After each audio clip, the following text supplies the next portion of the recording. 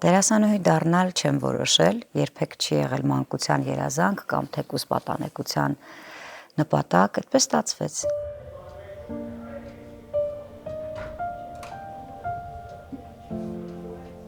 Եթե չդառնայի դերասանուհի, կուզենայի դառնալ հնեաբան, դա իմ մանկության երազանքն է։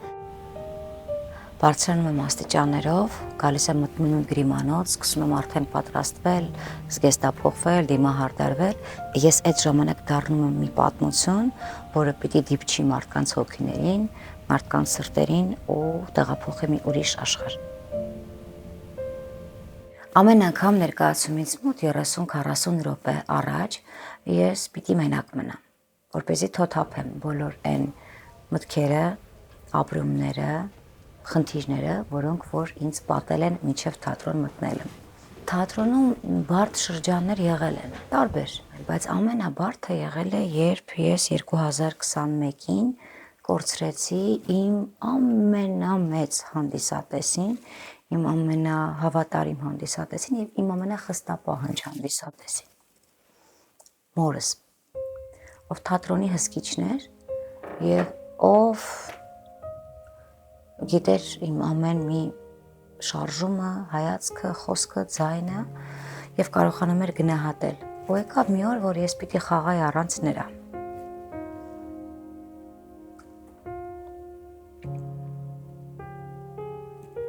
Բայց ինքը էլի թատրոնում է, որովհետեւ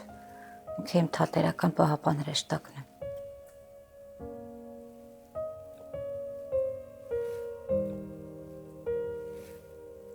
Առանց իրա դժվար, հատկապես երբ առաջին անգամ բեմ բարձրացա իրենից հետո։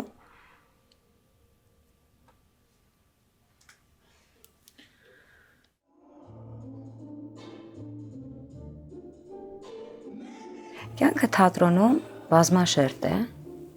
գունեղ է, եւ ես կարող եմ լինել թակուհուց մինչև մուրացկա։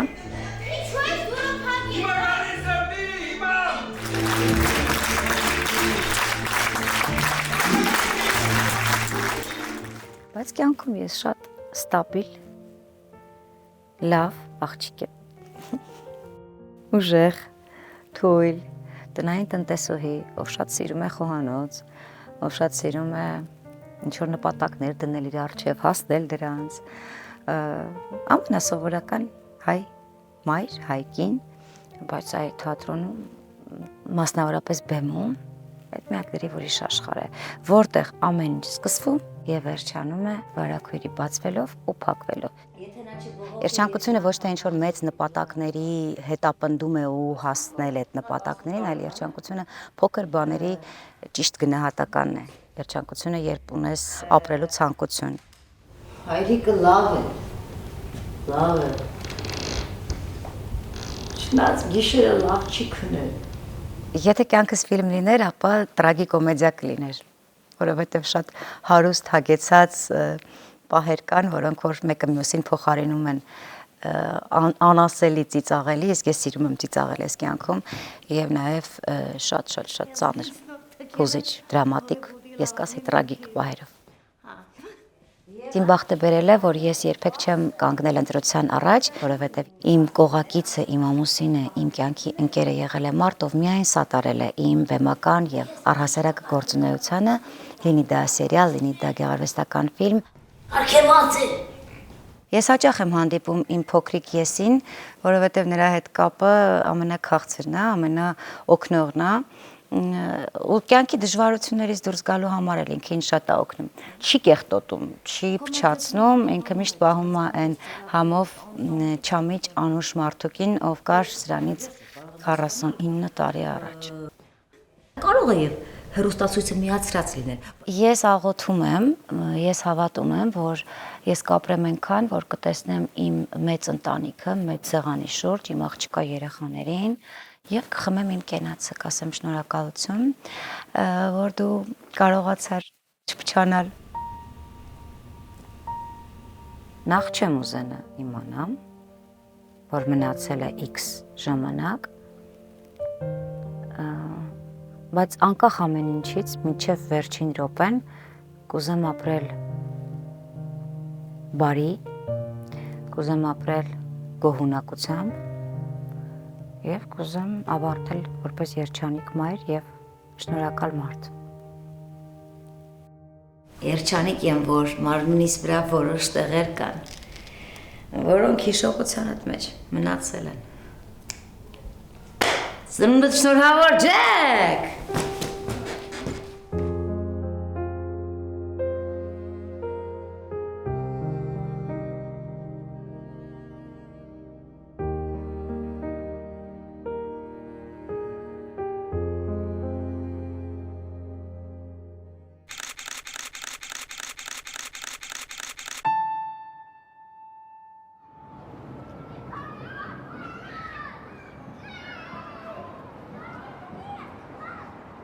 Այս շենքը, որ իմ երազանքն էր, որ վաղուց իմ մտքում էր, որ ես պետք է ունենամ մի կենտրոն, որը մեր սեփական տարածքն է, որ ստեղծված է հենց մանկապարտեզի համար, կառուցված է միջազգային ստանդարտներով եւ երեխաները լիարժեք կարողանում են օգտվել ամբողջ տարածքից։ Ունենք հրաշալի բակ, ունենք հրաշալի դասասենյակներ, ամեն բան մեկտեղում։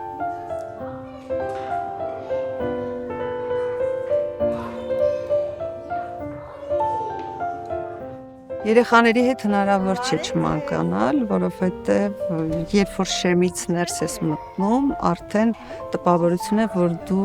3-ից 5 տարեկան հասակում ես գտնվում։ Ինչու ես զբաղվում։ Խաղես անում։ Իսկ մեծը որտեղ է։ Ահա։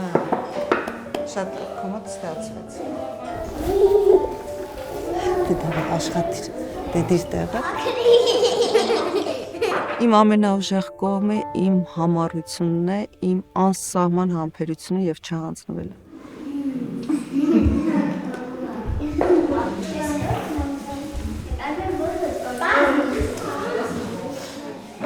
Երջանկությունը դա մարդու ներսի խաղաղություն է։ Երջանկությունը փոքրիկ ուրախ դրվագներից կազմավորված մի երևույթ է։ Մարդը չի կարող միշտ լինել երջանիկ։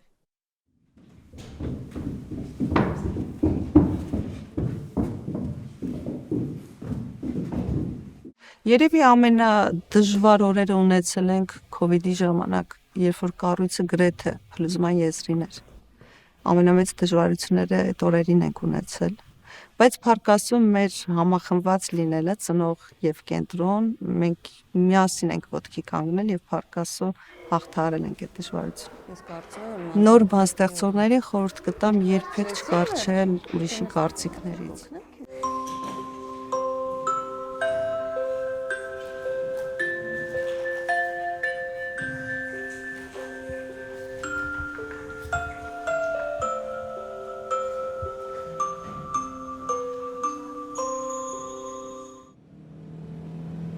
Իմ կյանքը բնականաբար շատ տարբերվում է կառույցի ներսում եւ կառույցից դուրս։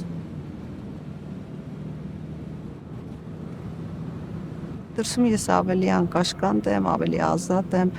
Իմ որոշումները կայացնելիս մի բան չեմ մտածում, արդյոք դա ճիշտ է թե ոչ, անում եմ այն, ինչ որ սիրտս ցանկանում է։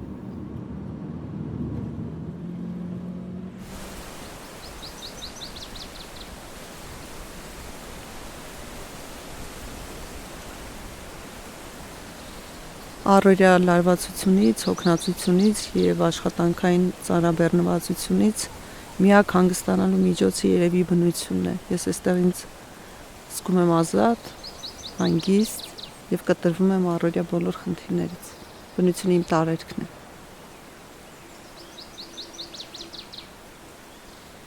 Ինչքանով կհպարտանա ինձանով իմ փոքր տարիքի եսը։ Կարծում եմ, որ հպարտանալու բավականին տեղ ունի, որովհետեւ իմ գրեթե բոլոր երազանքները, ցանկությունները, նպատակները իրագործվել են։ Այսինքն արվել է այն ամենը, ինչի մասին ես ի սկզբանե պլանավորել եմ փոքրից։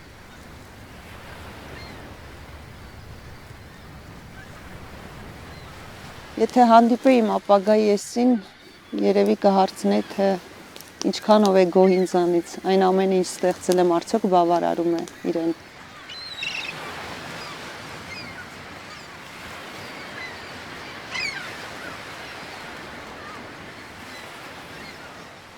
Իմ կյանքի վրա ամենամեծ ազդեցություն ունեցել է մայրս։ Փոքրուց երբեք չի զրկել ինձ ոչինչից, երբեք սահմանափակումներ չի դրել, երբեք չի որոշել իմ փոխարեն, միշտ տվել է ընտրելու հնարավորություն, միշտ կարծիքս հաշվի է առել, միշտ քննարկել է ինձ հետ։ Երևի դա է հենց ինձ բերել Մոնտեսորի մեթոդաբանությանը, որովհետև ես մորից եմ այդ ամեն ինչ տեսել։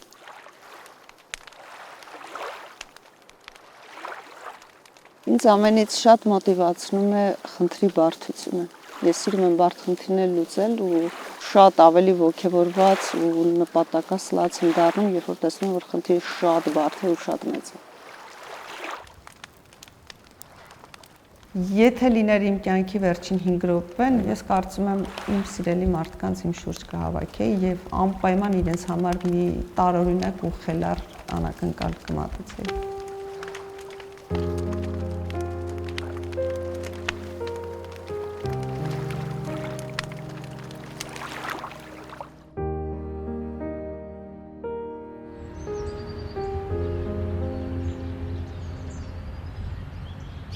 Նախկինում ուսուցչուհի եմ եղել, այժմ զբաղվում եմ մեր ընտանեկան սեփական բիզնեսներով։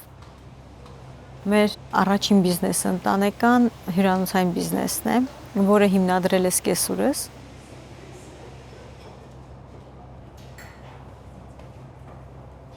Հյուրանոցը ի սկզբանե մեր տան երկրորդ հարկում էր, բացվելուց հետո գեղեցիկ տեսարանի շնորհիվ այն շարունակվեց անվանվել կամար։ Կենացի հիմնադրման առաջին իսկ օրից անընդհատ ներքաշված եմ եղել բոլոր գործընթացներում աշխատանքային։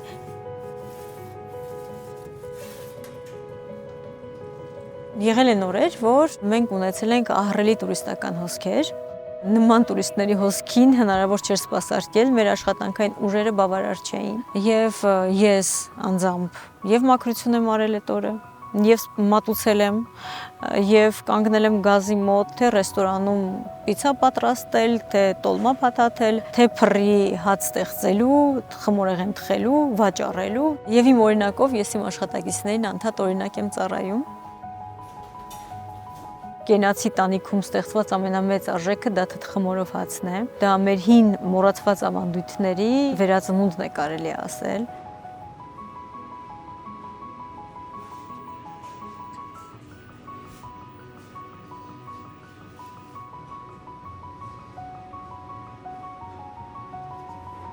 Տարիների ընթացքում մեր աշխատակազմը չի փոխվել։ Իմ եւ իմ սիրելի աշխատակիցների միջև ստեղծված է ամենաջերմ կապերը եւ դա մեր աշխատանքի հաջողության հիմքն է։ Ինձ համար դա որպես բիզնես ղեկավար ամենամեծ ձեռքբերումներից մեկն է։ Նոր բան ստեղծողներին խորհուրդ կտամ ստեղծել այն սիրով, եթե սիրես քո գործը, սիրես այն ինչ ստեղծել ես, ապա այն անպայման կպսակվի հաջողությամբ։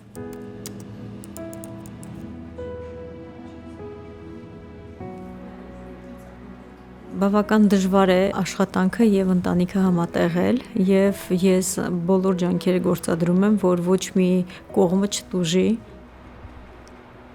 Երեխաներս 3-ն են։ Մեծը Միքայելը արդեն 18 տարեկանը լրացած է, ուսանող է IT բնագավառում։ Աղջիկս Նարեն սովորում է 8-րդ դասարանում, իսկ Հայկը փոքր տղաս հաճախում է առաջին դասարան։ Շատ մեծ սիրով ենք մենք ընտանիքով հավաքվում երեկոյան, երեխաների հետ դասեր ենք սովորում, ֆիլմ ենք դիտում, հեքիաթ ենք կարդում։ Օրվա ամենահաճելի պահը դա է, որը կարելի է վայելել հավերժ։ Եթե ստիպված լինեի ընտրություն կատարեմ ընտանիք թե աշխատանքի միջև, անպայման կընտրեմ ընտանիք։ Իմ կյանքի վրա ամենից շատ ազդել են ամուսինս եւ հայրս։ Իմ կյանքի բոլոր դրական երևույթները կապված են այդ երկու մարդկանց հետ։ Եթե կարենայի խոսել իմ փոքր տարիքի եսի հետ, խորհուրդ կտայի քիչ վախենալ։ Իսկ եթե օրինակ հանդիպեի ապագա եսիս,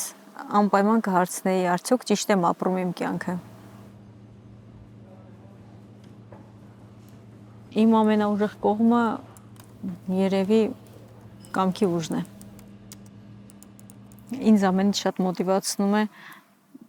բարձր տրամադրությունը։ Չեմ կարող բացատրել, բայց եթե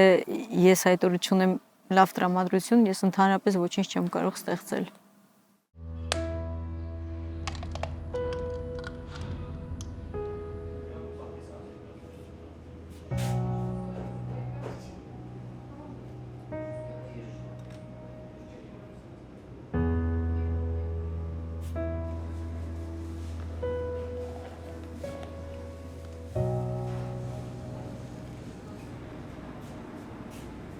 Երջանկությունը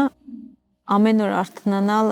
քո սիրելի մարդկանց հետ, զբաղվել սիրելի գործով,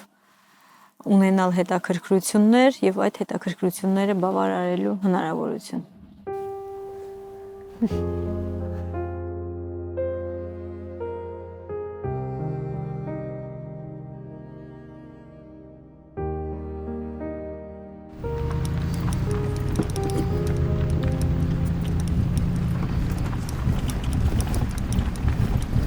Երբ որ 2007-ին փրկեցի կենդանի եւ հասկացա, որ չկա ոչ մի կառույց, որին կարող եմ դիմել օգնության համար,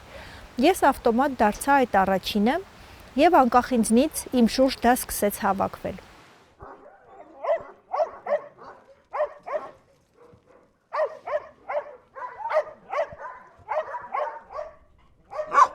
Շուն ունենալ իմ մանկության երազանքներ եւ երբ առաջին շունս ունեցա Դինգոին բավականին ուշ տարիքում 20 տարեկանում հենց նրա անունով էլ կոչեցի կազմակերպությունս։ Այս պահին կացարանում ապրում են 220 հաշմանդամ ծեր եւ տարբեր խնդիրներով շներ։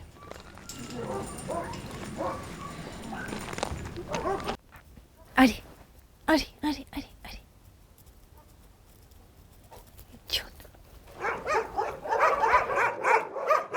Մենք ընդհանրապես առողջ շներ չենք հավաքում պահում, մեր կացարանը այդ նպատակը չունի։ Մենք բուժօգնություն ենք եւ բուժօգնությունից հետո մնում են այնպիսի կենդանիներ, որոնք մնում են հաշմանդամ, ծեր են, օրինակ ատամ չունեն, քրոնիկ դեղեր պիտի խմեն, այդ շներին նույնպես տալիս ենք որդեգրման, այնպես չի որ հաշմանդամ են չեն որդեգրվում, բավականին շատ որդեգրվում են նաեւ Եվրոպայում, Ամերիկայում։ Մեր հերթական ահազանգերից մեկն էր, որ կենդանին ուներ փայտացում, հիվանդ էր փայտացումով չէր կարողանում ընդհանրապես շարժվել եւ նրան ցանկանում են տերերը քնեցնել։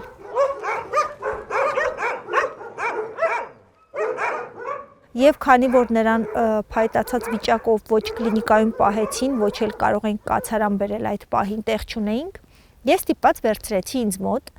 եւ Աստծո հրաշքով նա ոտքի կանգնեց, լավացավ լիարժեք, բայց պատկերացրեք 1.5 ամիս փայտացած գերմանական հովվաշուն, որը դրանից հետո այնքան էր շարժվում, որը փայտացածի տեղը հանում էր եւ երկու անգամ տվեցի որդեգրման, հետ բերեցին, տվեցին գլխովս, քանի որ մի անգամ մեքենայի համարներն էր հանել կերել, մի անգամ անիվներն էր կերել։ Այդպես այնքան տարան բերեցին, որ ես հասկացա, որ այս շանը ոչ մեկ չի կարող պահել եւ մնաց ինձ օժիտ։ Սկզբում, երբ որ ես կենդանիներ էի պահում ժամանակավոր, յուրաքանչյուր որդեգրումը ինձ համար շատ բարդ էր, ամեն շան հետ լաց էի լինում։ Իսկ հիմա այնքան եմ սովորել, որ հենց շունը որդեգրվում է, հետևից քեֆ ուրախությունով, գաթայով բանով ճանապարհում եմ։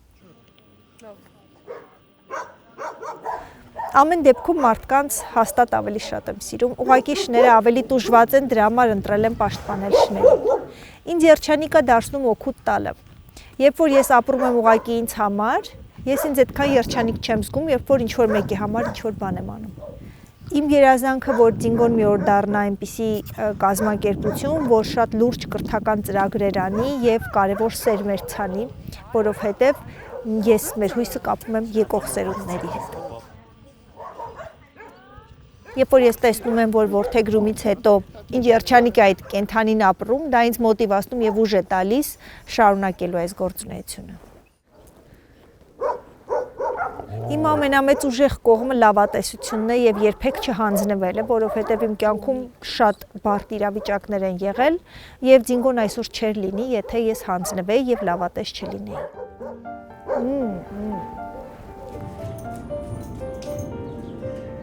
Ընտանիքի հետ բավականին բարդ է, քանի որ ընտանիքից բացի ես նաև ունեմ սեփական բիզնես, այսինքն հասցնում եմ բիզնես, ընտանիք եւ նաև իմ բարեգործական կազմակերպությունը, սակայն իրականում որքան շատ բան ես անում, այնքան ավելի շատ բան ես հասցնում, ես այդպես եմ ապրում։ Իմ առավոտը սկսվում է երեխաներին նախապատրաստելով եւ դպրոցում մանկապարտեզ տանելով, որից հետո արդեն անցնում եմ իմ հիմնական գործունեությանը։ Օրվա մեջ ստանում եմ մոտ 100 նամակ, օրվա զգալի մաս ծախսում եմ այդ նամակներին պատասխանելու վրա։ Չնայած որ ծանրաբեռնված գրաֆիկով եմ, անպայման օրվա մեջ ժամանակ եմ գտնում, որպեսզի գիրք կարդամ, ինչպես նաև վարում եմ Zingo Team-ի Facebook-յան եւ Instagram-յան էջերը, կատարում եմ գրառումները եւ պատասխանում եմ մեկնաբանություններին։ Բացի կացարանից տանը նույնպես ունեմ շատ կենդանիներ, բոլորը փրկված են 4 շուն եւ 3 կատու։ Եվ նրանք նույնպես սիրում են մասնակցել բոլոր ընտանեկան արարողություններին, ֆիլմ նայելուն, գիրք թերթելուն, միասին մեզ հետ ժամանակ են անցկացնում։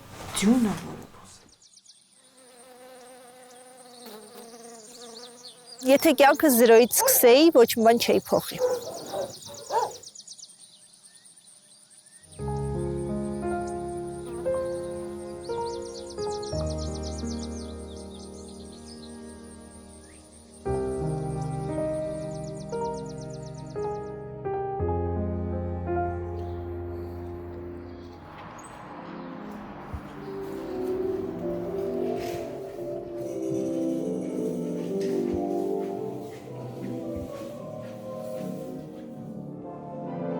Առաջին անգամ բալետի մասին լսել եմ, երբ ընկերոս մայրիկ առաջարկեց, որ մեզ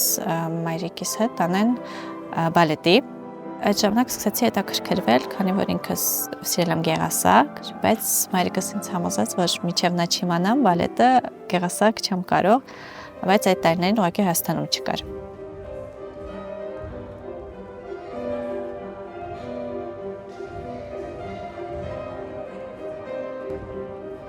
Բալետի գնալով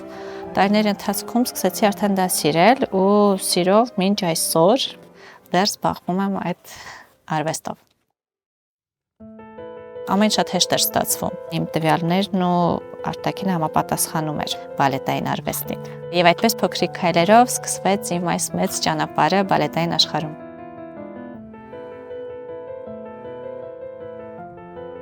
Տարիների ընթացքում սովորելու ես սկսեցի սիրել, այլ ոչ թե հոգնել այդ մասնագիտությունից։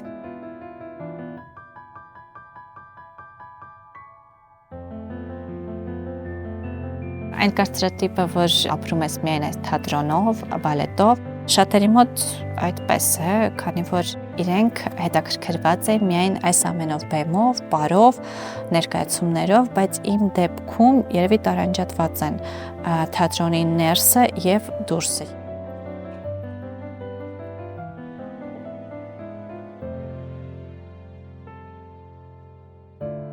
Մեր արտիստներին խորհուրդ կտամ, որ երբեք չվախենան, չհանձնվեն ոչ մի դժվարության առաջ ու վստահ լինեն իրենց ուժերի վրա։ Դպրոցում մի քիչ դժվար էր, անընդհատ քեզ ասում են դու չես կարող, դու չես լինի ու դու քո համառությամբ ես հասնում դրան, բայց մեկ է, այդ նստվածքը մնում է, որ կարող է, все-таки դու չես կարող։ Բալետը ես միշտ ասոցացնում եմ կատարյալ այդ էսթետիկ վիճակների հետ, որ ամեն ինչում մենք պետք է տեսնենք գեղեցիկը։ Ես շատ ինքնակնդատ եմ ու դեպք եղել է, որ ես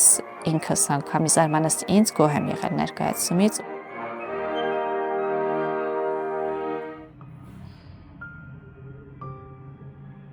Ամեն անգամ ներկայացումից հետո երբ գնում եմ գրիմերկա, երևի առաջին զգացողությունը թեթևությունն է, որ այդ պատասխանատվությունից այդ օրվա ինչ-որ չափով ազատվեցի։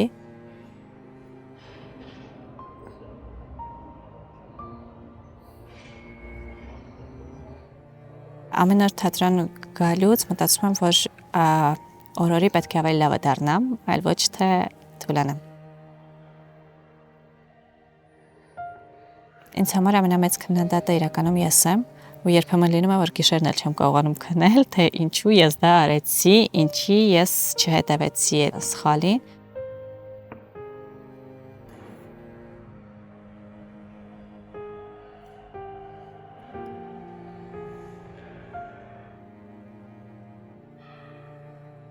Եթե ընտրել ընտանիք թե աշխատանք, կարծում եմ, ինչպես եւ այժմ ես կհամատեղեի։